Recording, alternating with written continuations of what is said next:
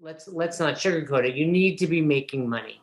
But then it becomes, okay, now what can I do to allow other people to have the same success that I'm having, to have the same experience, to have the same fun? And part of that is I need to be able to afford them, but then you also have to have that growth mindset of bringing them on, developing them, and allowing them to shine.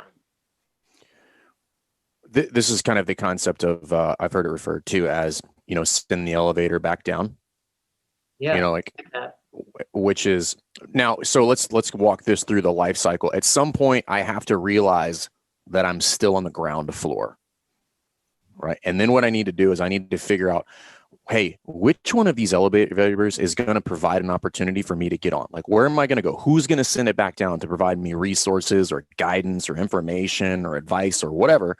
I'm going to get on that one. And then along the way, a lot of people basically just get to the second floor and they're like, this is it. This is good. Not realizing that there's 40 floors above that. And then as I ascend through these floors, my secondary job now becomes to send the elevator back down so other people can get on and then they can start the ride as well.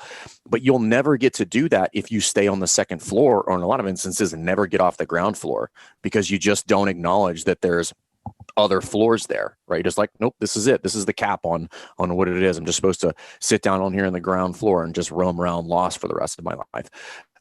No, like there's more to it, and it becomes fun, and you can provide more for more people that way. And it's scary. I get it. It's super scary. It's super scary to make investments. It's super scary to put yourself out there. It's super scary to admit that you don't know things. It's super scary to try new stuff. It's scary to fail. And this comes from somebody who is pretty okay with failing, like alarmingly so. Like to the point where like people are like, that dude doesn't give a shit about risk.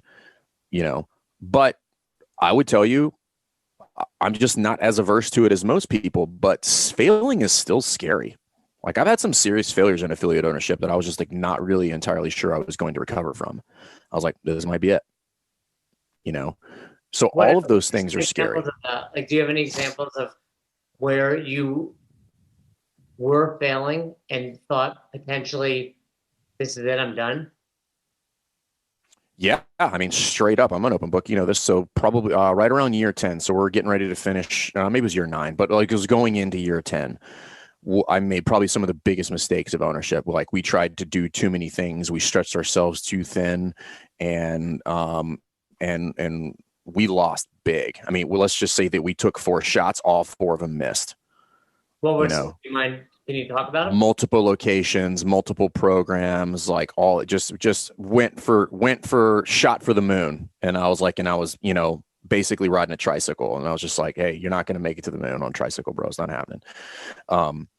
And, you know, lost a ton of money, a boatload, more than I would ever want to lose in that process. And now here's the flip side of that.